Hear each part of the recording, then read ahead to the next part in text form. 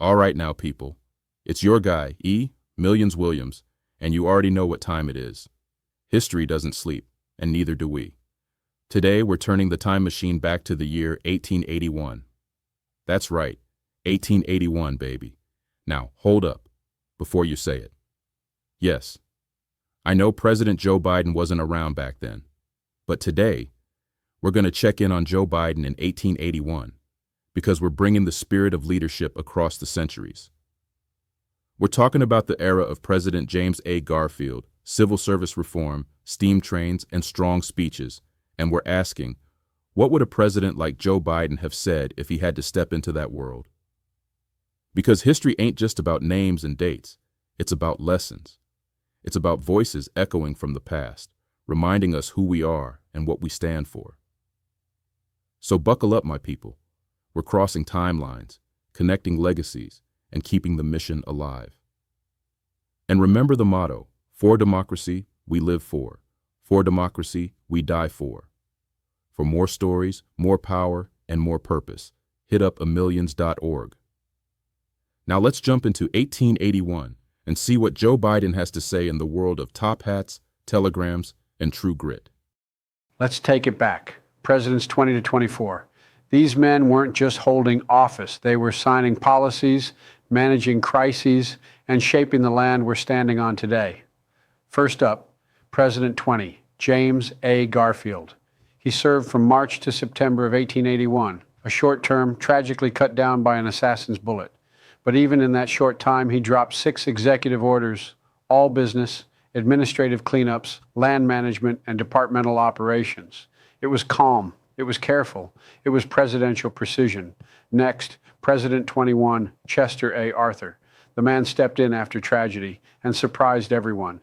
He served from 1881 to 1885, and he laid down 96 executive orders. He went from party man to reformer real quick. Civil service reform, check. Public land withdrawal, check. Orders on Indian affairs and national proclamations, double check. My man cleaned house with class. Now here's a heavyweight, President 22, Grover Cleveland, in his first term from 1885 to 1889. He dropped 113 executive orders. What kind? Oh, just land reservations, federal appointments, holiday declarations, and enforcing administrative structure. He said, let's run this thing the right way. And he did just that. Then we got President 23, Benjamin Harrison, serving from 1889 to 1893.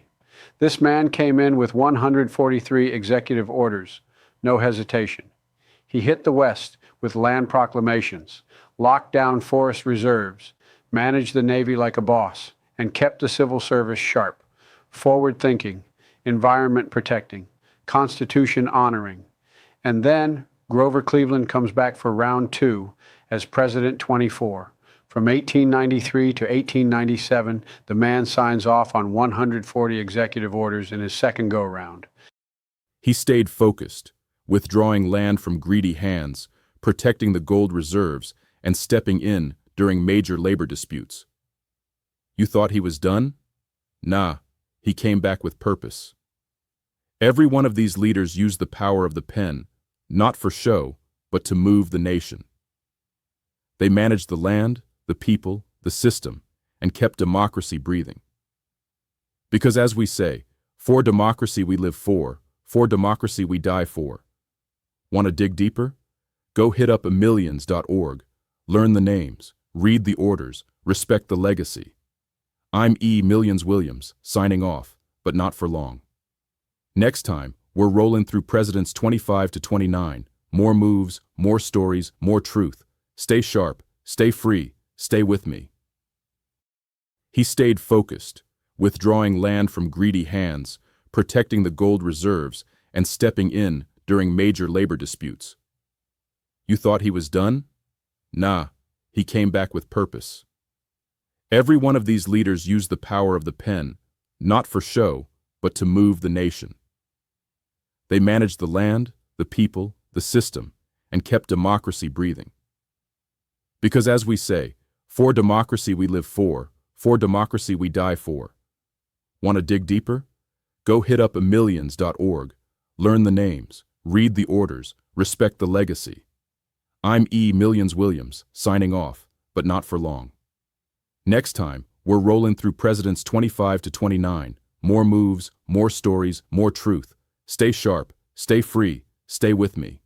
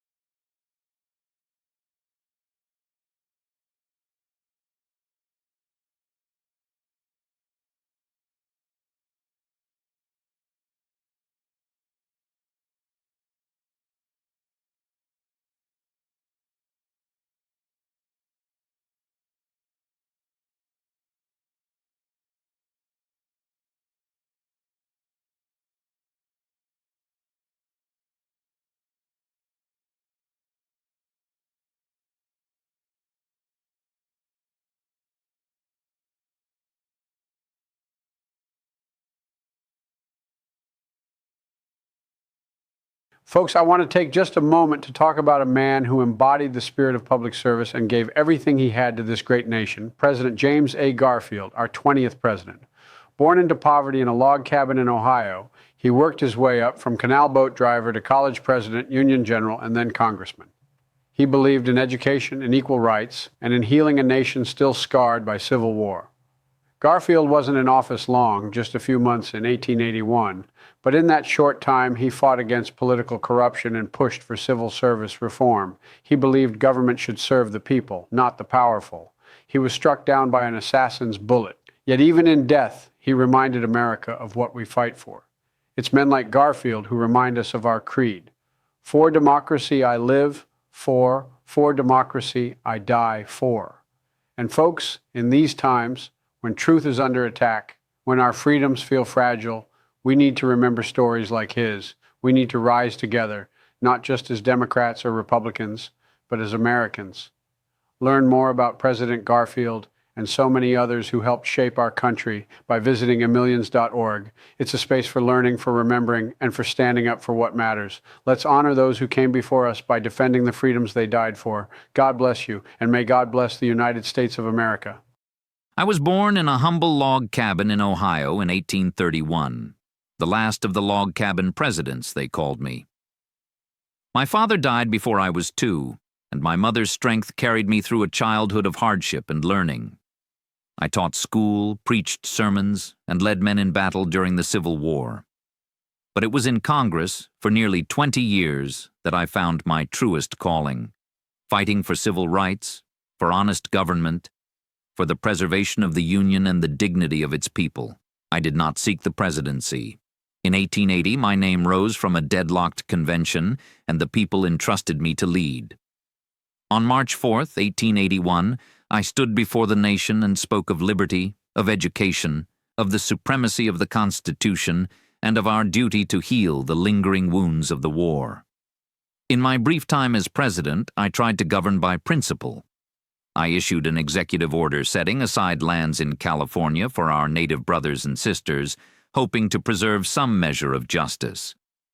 I closed government offices to honor our fallen soldiers on Memorial Day, for their sacrifice must never be forgotten. I sent messages to defend the rights of our citizens abroad and refused to bow to corruption at home. I stood against the patronage machines that would poison our democracy.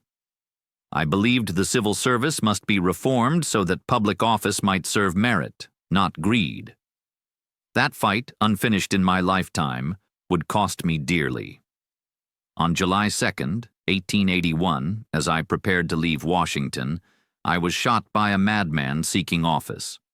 For 80 days I lingered, suffering pain beyond imagining.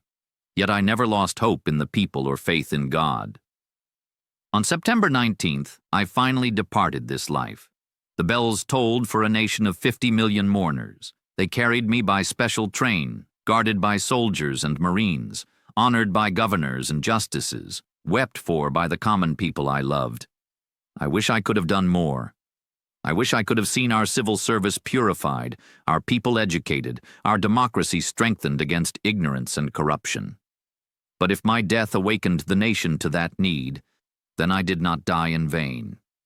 Remember me not for how I fell, but for what I stood for. That every citizen must be equal before the law. That the ballot must be free and honest. That knowledge and virtue must guard the republic. And that a humble man, born in a log cabin, can rise to... My fellow Americans, today I want to shine a light on a president who surprised the nation with his integrity, his leadership, and his reform, Chester A. Arthur, our 21st President of the United States. Now, Arthur wasn't expected to lead the way he did. He rose to the presidency in 1881 after the tragic assassination of President James Garfield. Many thought he was just another machine politician, a product of the old system. But here's the thing. He proved everyone wrong. Arthur stood tall and led with principle.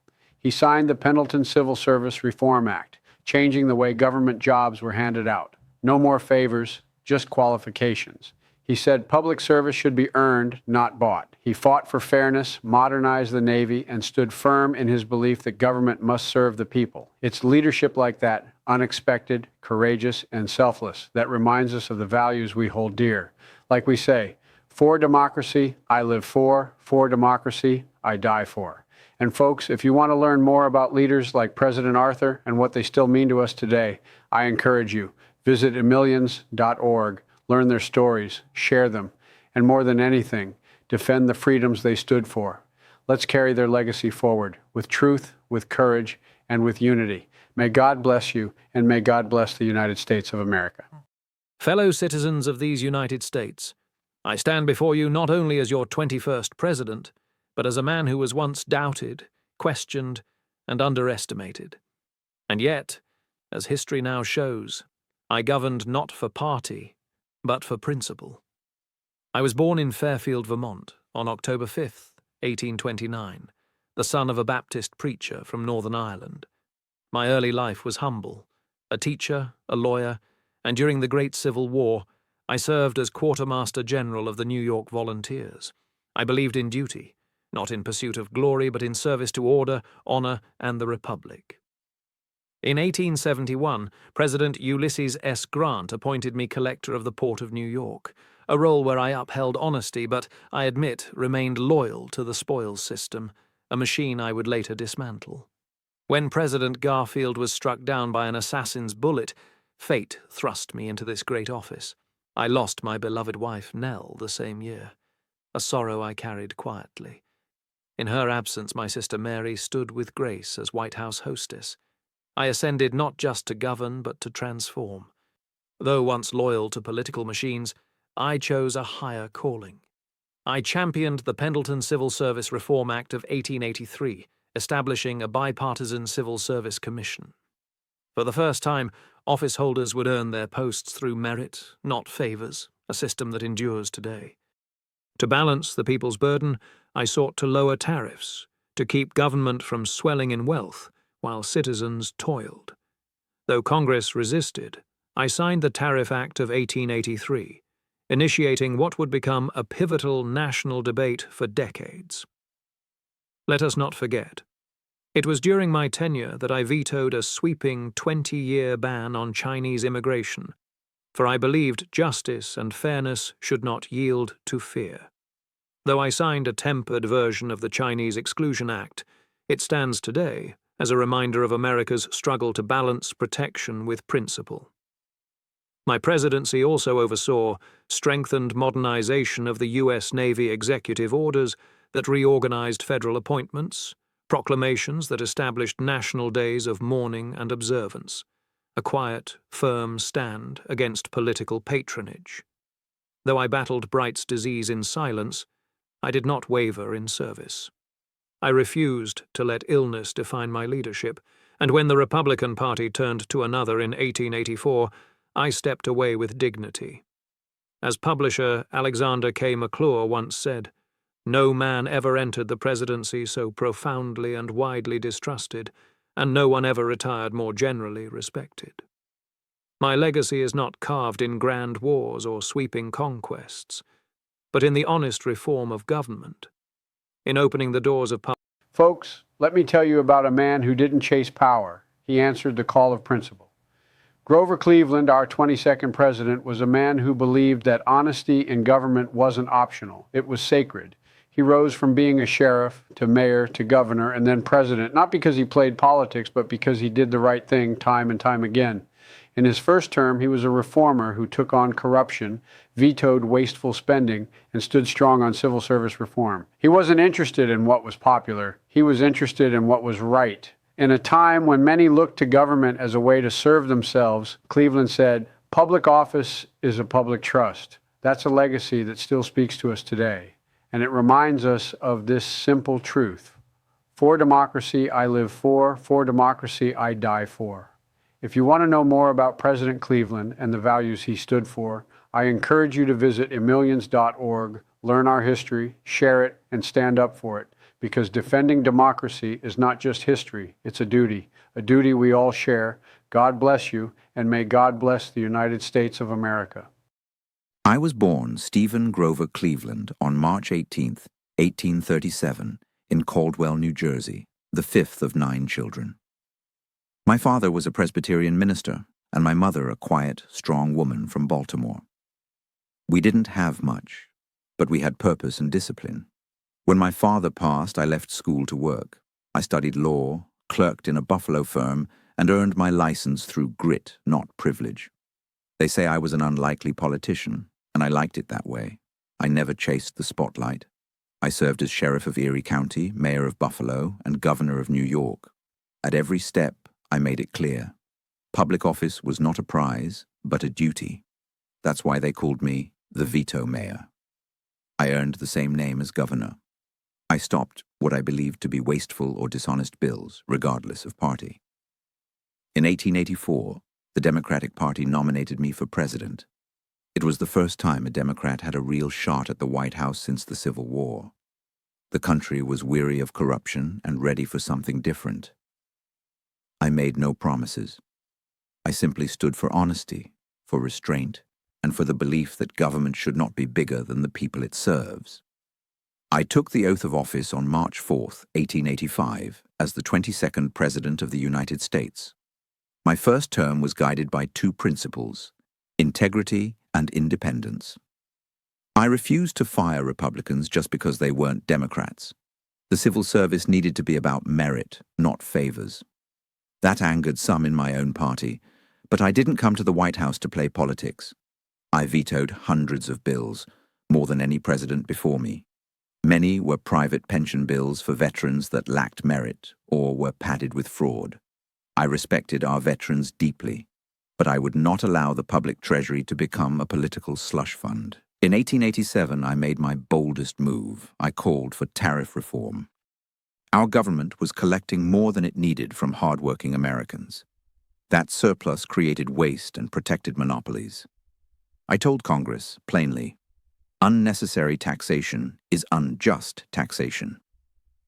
That message cost me re-election in 1888, but I do not regret it. I also took action with the executive pen, but I used it sparingly. I issued orders to return millions of acres of land to the people, land illegally held by railroads and corporations. I signed proclamations to protect federal land, to establish fair holidays, and to recognize national days of mourning and thanks. I never believed the presidency should be a throne.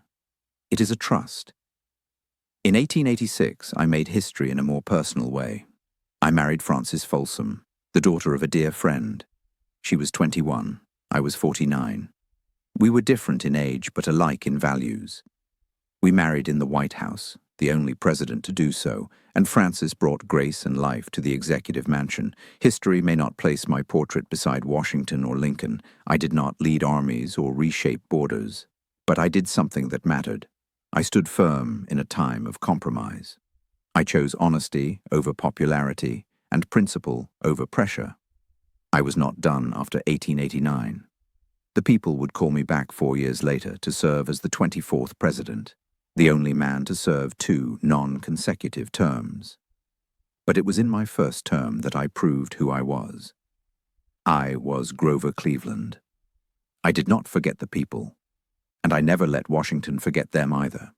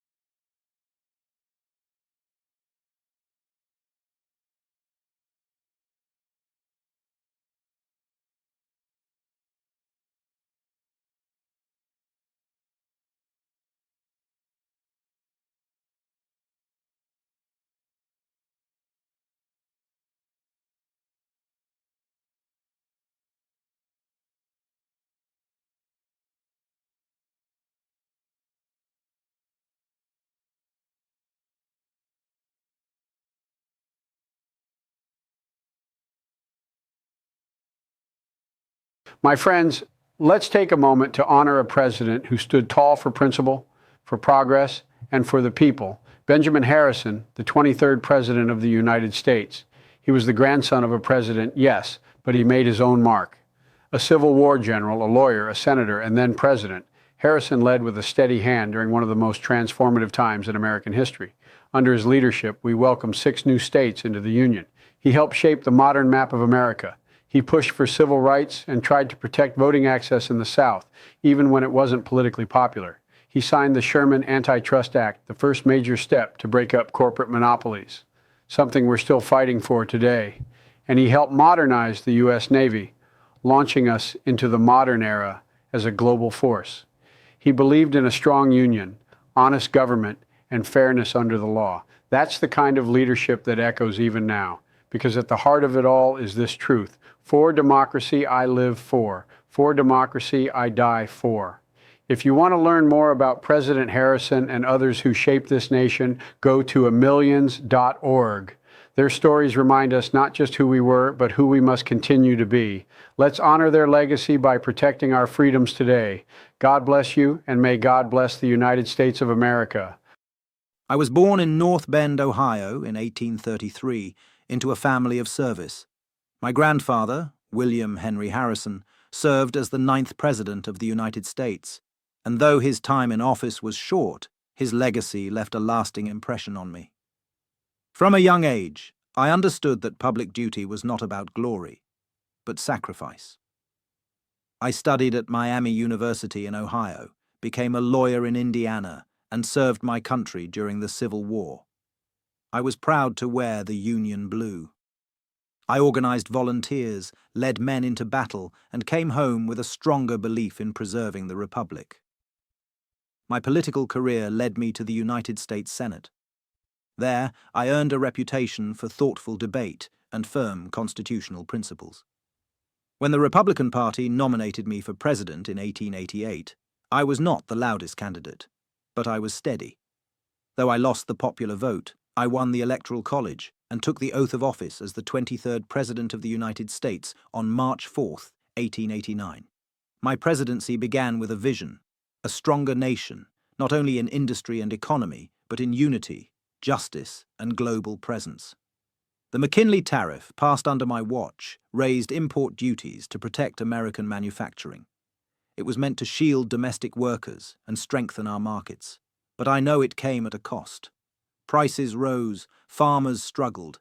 It sparked backlash, but it also laid groundwork for the debate on protectionism and free trade that continues even now. I championed and signed the Sherman Antitrust Act, the first federal legislation to confront the power of monopolies.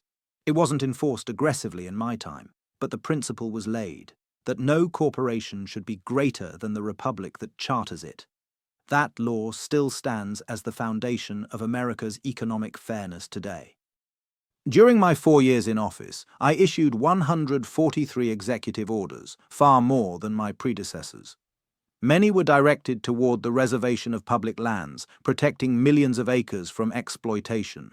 I established forest reserves, which later became part of the national forest system. In a time of relentless industrial growth, I believed some things must be preserved, not consumed. I was also the president who saw 6 states admitted to the Union: North Dakota, South Dakota, Montana, Washington, Idaho, and Wyoming. That was no small moment. We expanded our reach westward and welcomed new voices into the American experiment. I signed their statehood into law, knowing we were shaping the future map of our democracy. I pushed to modernize the Navy. The world was changing, and America could no longer rely on outdated wooden vessels. Under my administration, we launched steel-hulled warships that would carry our flag to distant shores. It was not for conquest, but for presence. A modern navy meant a secure nation, and a respected one. One of my deepest convictions was for civil rights. I believed in equality under the law, not as a political slogan, but as a promise we owed to every citizen. I supported the federal elections bill, which would have provided federal oversight to ensure fair voting practices, particularly for black voters in the South. It passed the House, but the Senate failed it. Some said I should have let it go. I could not. I knew what was right. I appointed African Americans to federal positions, including postmasters and customs officers, despite fierce resistance. I used my voice, my pen, and my platform, even when Congress would not.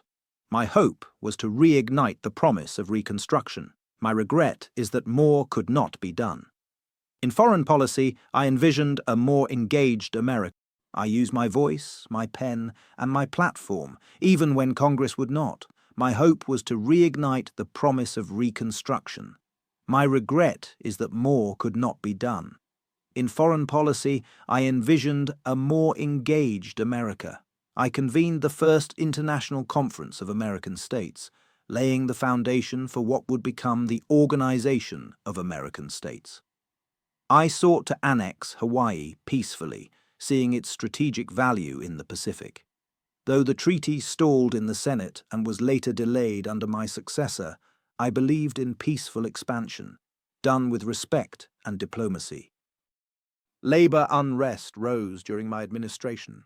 Farmers demanded reform, industrial workers organized. These were signs of a changing economy, one growing faster than our institutions could regulate. I heard their cries, but I also knew the balance we had to maintain between order and liberty. I presided over the first billion-dollar Congress, where federal spending exceeded $1 billion for the first time. Critics howled, but that money funded pensions, internal improvements, the census, and investment in national infrastructure. I believed a nation as large and growing as ours could not govern with yesterday's budget. I sought re-election in 1892, but the people chose Grover Cleveland to return. Economic troubles, tariff backlash, and party divisions all played a role. I left office with dignity, knowing I had served with integrity and vision. I was Benjamin Harrison, the 23rd President of the United States. I came to office not to dazzle, but to deliver.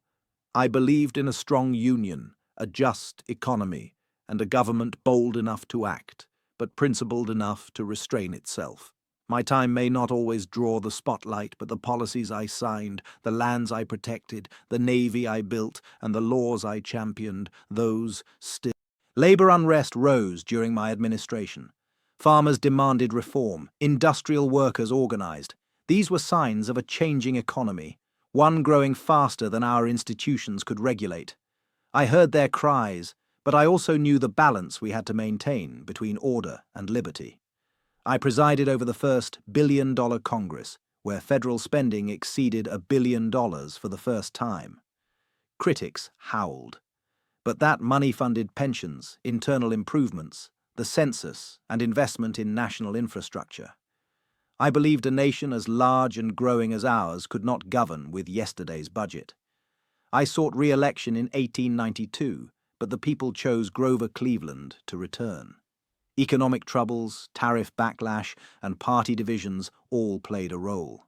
I left office with dignity, knowing I had served with integrity and vision. I was Benjamin Harrison, the 23rd President of the United States. I came to office not to dazzle, but to deliver.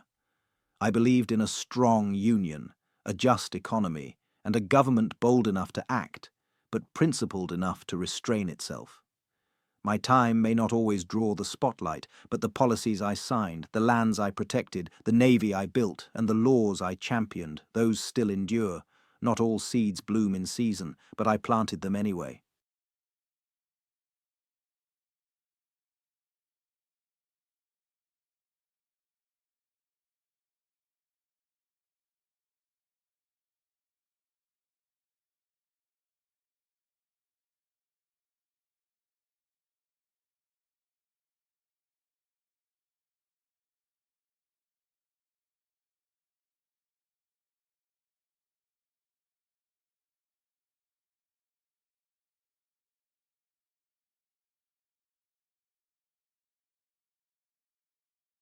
Folks, today I want to tell you about a man who did something no one else ever has. He served as president, left office, and then came back.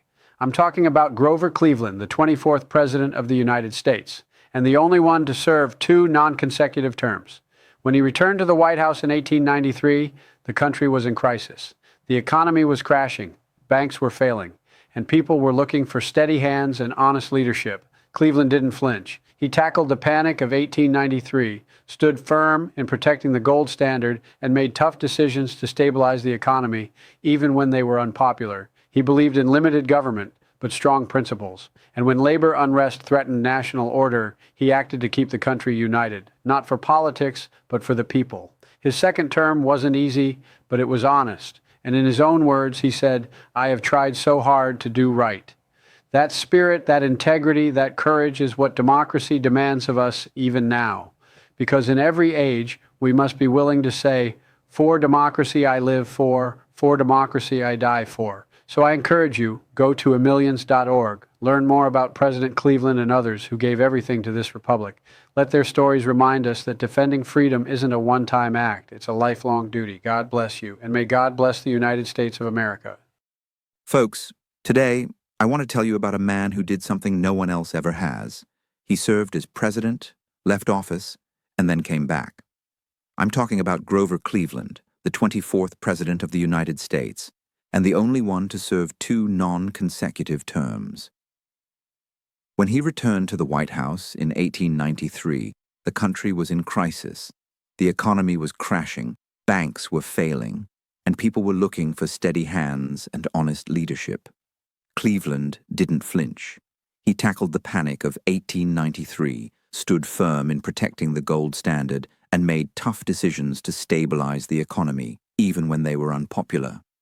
He believed in limited government, but strong principles, and when labor unrest threatened national order, he acted to keep the country united, not for politics, but for the people. His second term wasn't easy, but it was honest. And in his own words, he said, "I have tried so hard to do right." That spirit, that integrity, that courage is what democracy demands of us even now. Because in every age, we must be willing to say, "For democracy, I live for democracy, I die for." So I encourage you, go to amillions.org, learn more about President Cleveland and others who gave everything to this republic. Let their stories remind us that defending freedom isn't a one-time act, it's a lifelong duty. God bless you, and may God bless the United States of America. Before we wrap up, let's take a moment to remember what we've just reflected on. We honored James A. Garfield, the 20th president, who rose from poverty, believed in education and equality, and gave his life in service. We looked at Chester A. Arthur, the 21st president, unexpectedly stepping into office and surprising the nation by reforming it from the inside. We revisited Grover Cleveland, the 22nd and 24th president, an honest man who never wavered in his principles and who came back when his country needed him most. And we recognized Benjamin Harrison, the 23rd president, who expanded the Union, protected the people's land, and stood strong for civil rights and economic fairness. These leaders, flawed, bold, principled, remind us what public service really means. They stood for something greater than themselves. And today, we carry that torch forward. Because let me be clear, for democracy, we live for democracy, we die for. I want to encourage every American, especially our young people, to go to amillions.org, learn the stories, know the names, carry their legacy forward by defending the freedoms they fought for. And join us next time as we continue the journey, diving into Presidents 25 through 29. Until then, stay informed, stay united, and stay proud to be part of this great American experiment. God bless you all, and may God bless the United States of America. And there it is, y'all. Another chapter stamped in the books, another step closer to understanding the soul of this nation. We've walked through time, heard the voices and felt the fire. But don't go too far. Because next up, we're diving into something bold, something legendary, something we call the Big Beautiful Bill. That's right, not just any bill. This one's got history, controversy, power, and beauty. Yeah, I said it, beautiful. So stay locked in, stay curious, and as always, for democracy we live for democracy we die for. For the full breakdown, the truth behind the names and the stories they didn't teach you in school, visit amillions.org. I'm E. Millions Williams, signing off until next time. But when we come back, it's Big Bill time. Don't miss it.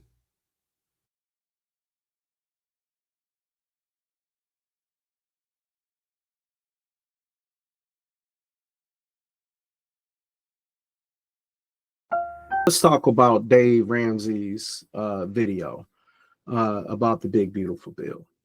If you don't think that he's paid, as far as people that his friends and family that are not super rich, you're sadly mistaken.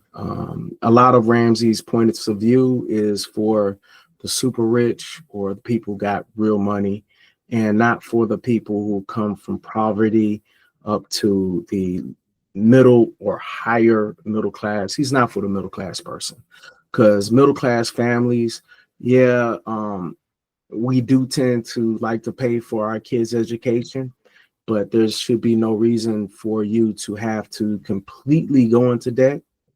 At the same time, if that is the only way that your family can come up with said $5,000 to $15,000 a semester, that's a lot of money for a family to come up with, especially considering you still have to live your life.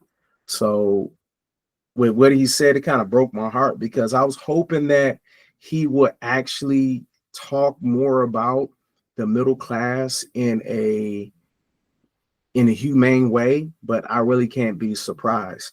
And the attempt that we're trying to do is to talk about the Big Beautiful Bill and figure out what's going on with it. And that way we could come up with really just knowing what's going to be happening in the next few years. This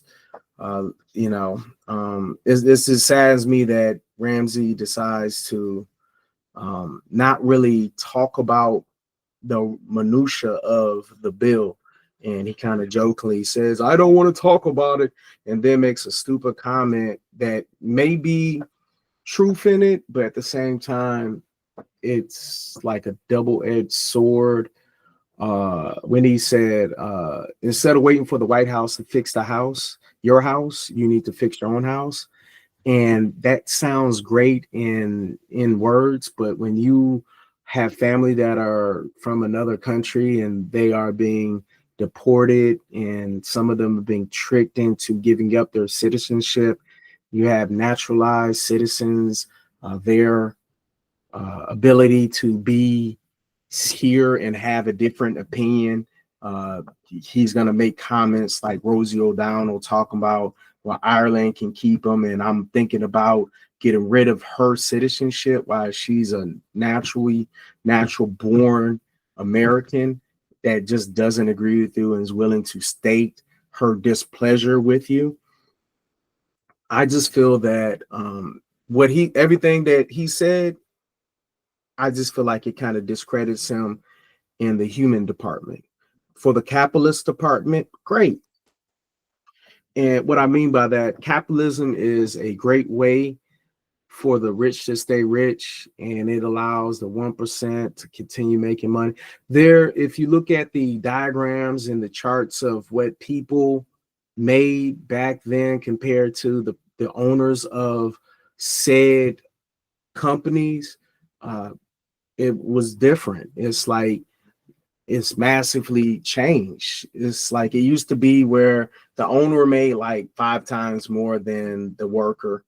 But now with the big conglomerates, it's like 20, 30 times higher.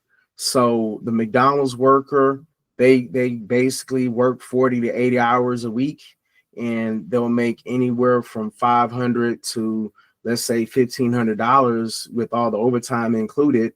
Well, some of them CEOs are making really, like, we talk about McDonald's, is like crazy money off comparison. It's just like millions, and that's cool. I'm not against that.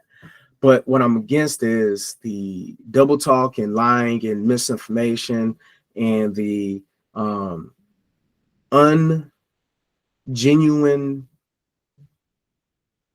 thought process of telling people that they should only rely on themselves, not considering the fact that if you are, let's say that you have a jug right here and it's filled, somebody pokes a hole on the bottom and sucks out what you got going on, we're not talking about that, because we're talking about Medicaid, Medicare, that stuff that Dave Ramesy would never have to really care about or do.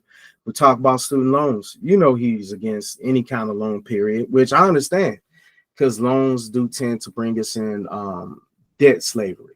At the same time, some of us cannot afford education without sacrificing and putting their body on the line, or going working countless hours while going to school. And anybody who's done any kind of higher level courses know, when you are working and you are in school, it tends to affect a lot of things. That's the reason why it's good to have, like, if you have a kid, it's good to give them allowance every week that is nice size, so they're not thinking about going to work. They're thinking about actually taking care of the schoolwork, because the smarter you are, the less likely that you're going to be doing the manual labor jobs. And you have to do manual labor if you don't have any kind of intelligence. And when I hear people talk about, not finishing high school, or you don't need college, granted, you don't need it. You don't need higher, but it's good to be able to do deductive reasoning, inductive reasoning, and then be able to use qualitative and quantitative data, and being able to understand how, if this happens, then this will happen, and thinking things through, writing stuff down and calculating and figuring out what you need to do.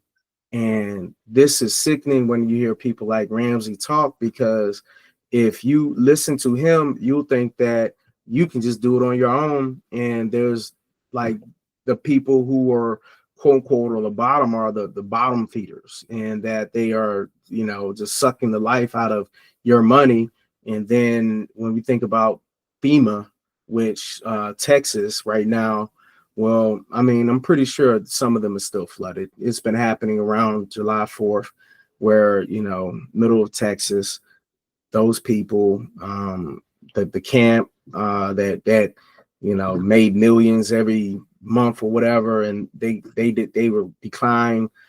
They basically made it a point to find loopholes into not paying for flood insurance, and boom, the floods. And who would have thought science would have got them? Regardless of how much money you spend, science is science.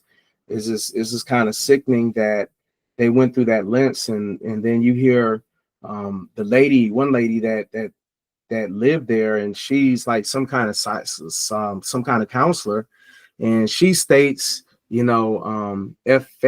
FO talking about immigrants and the alligator Alcatraz, and just jokingly talking about it like they're not human, like they're not our brothers, they're not our sisters, they're not family.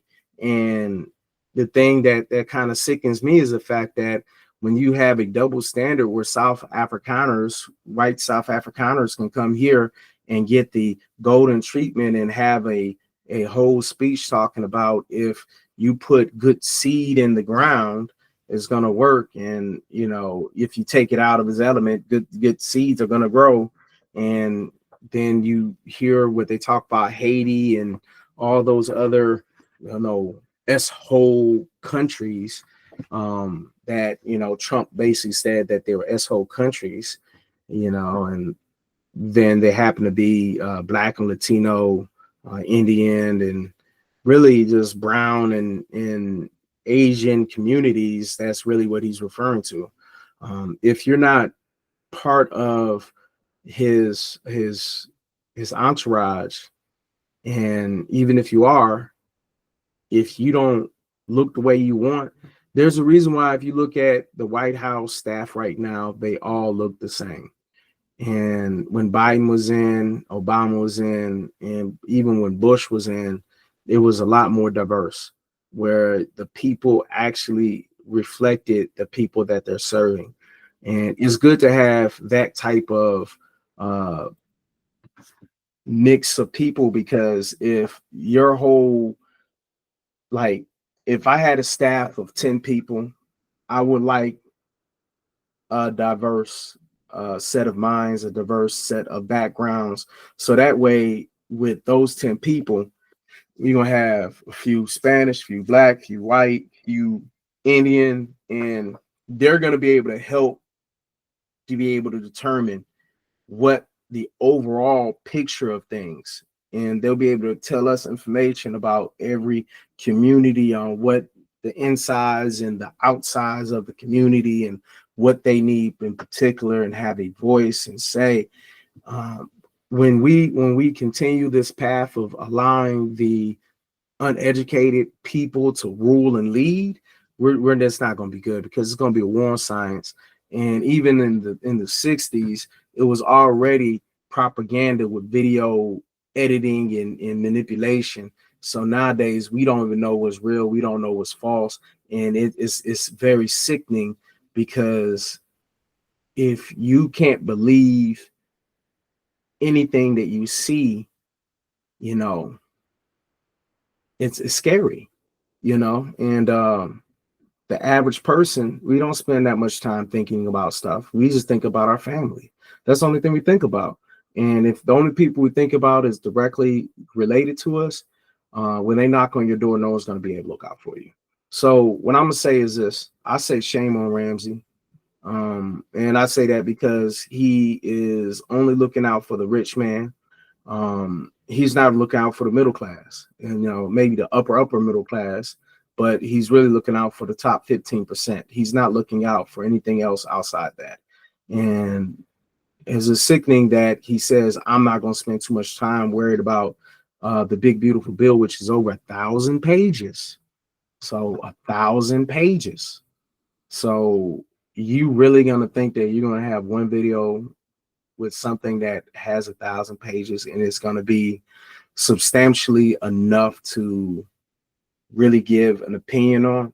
So that being said, we have to listen, understand, and even if we don't agree, you have to figure out what people are thinking about.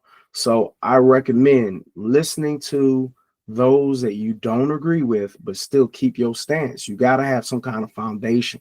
My foundation is for the people that cannot defend themselves. So my whole thought is, if the immigrants are getting messed with, I need to think like the immigrants, because I may be an immigrant one day. I'm highly thinking about moving to Canada. You know, as far as if I can get past that code, you might see me in Canada. And I will never move to Mexico just because I am scared of being kidnapped. And that's something that happens to Americans. And I know I cannot fool anybody. As far as my speech, I don't know Spanish that well. And me being from Texas, I've had too many too many of my Spanish friends letting me know that, yeah, you can get kidnapped. So I'm sitting here like, I don't want to be in a country where you know, it's that easily happening. And me not like, the only way I will try to do that is if all of a sudden I become like, something like real mixed up with somebody who happens to be from that area, then I may. But unless that, I'm not. Although the thing is, the temperature is great. I think that Canada may be a good place. Europe, Africa, maybe that. But what I'm saying is, I'm not thinking that I am above immigrants because I may be an immigrant one day. It may be forced immigration. For all we know, it could be 10, 20 years from now, another president will come and then dictate that XYZ people have to go or they will be killed. We don't know. You really don't know. No one thought a felon would become president. No one thought that someone with such low IQ would be president.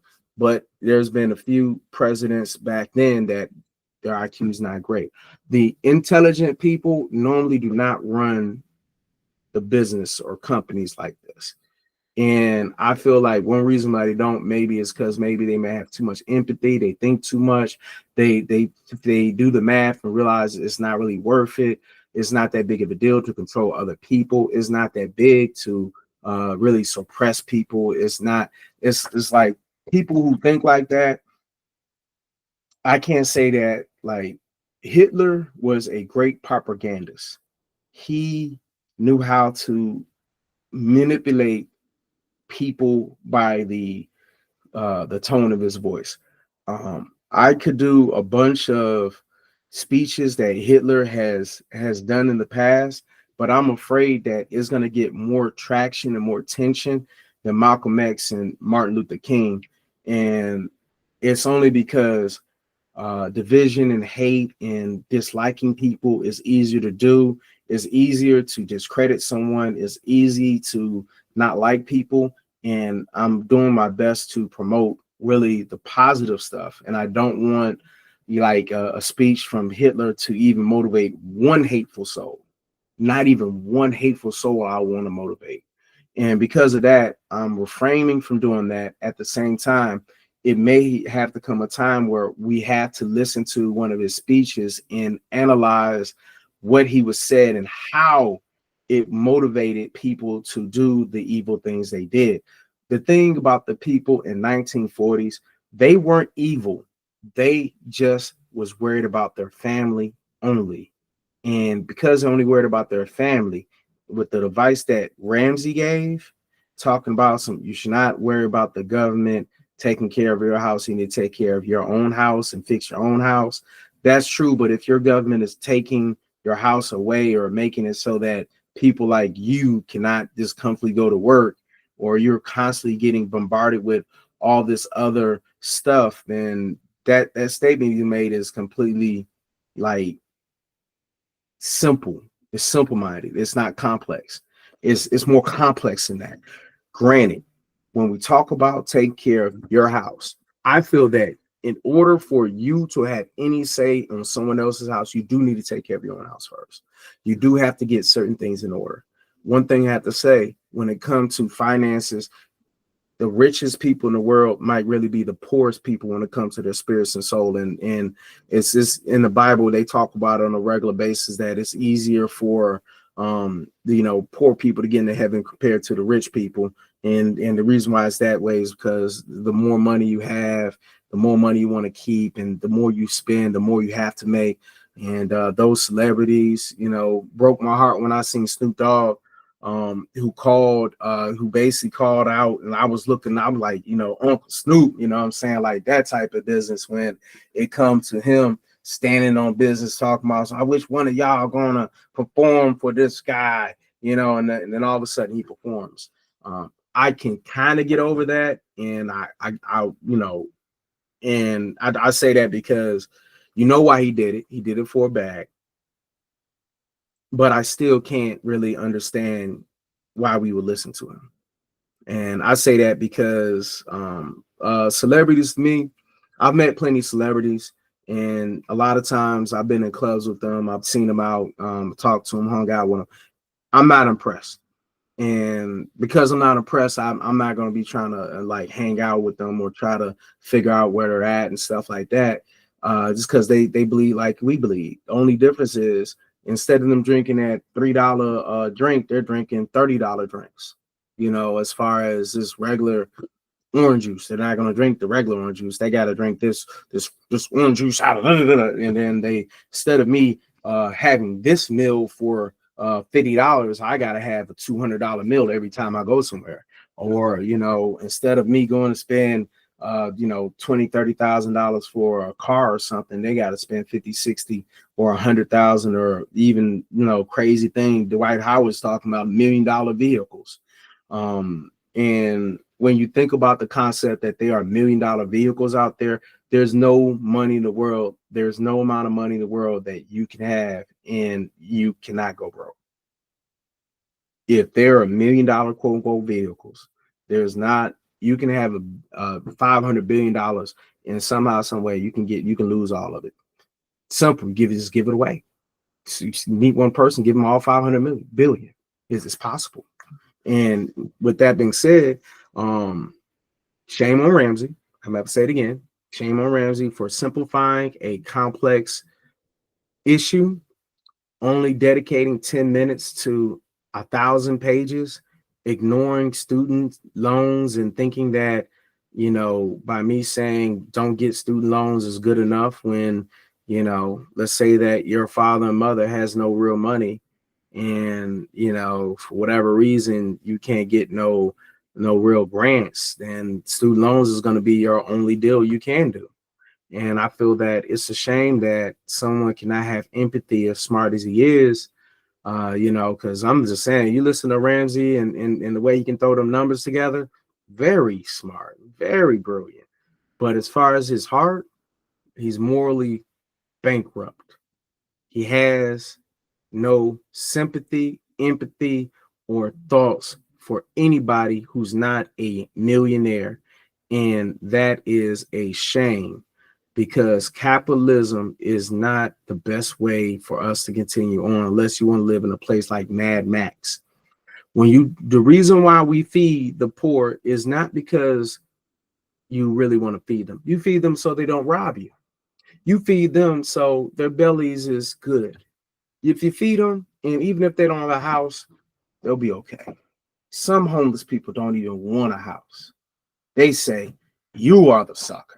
It's been times where I've talked to homeless people and they just tell me how great their life is, or, how, they used to be having this and that, or, the system has just made it so that it's undesirable.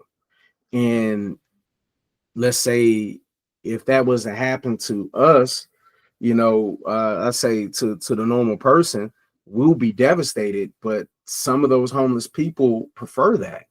And I would never feel comfortable, not having, some form of protection, because I don't see how someone can close their eyes on a concrete pavement with humans around.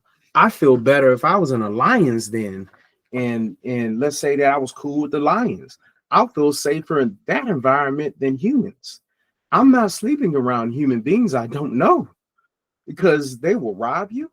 They'll take advantage of you. They might kill you in your sleep. You don't know. And there's a lot of homeless people that's willing to do that.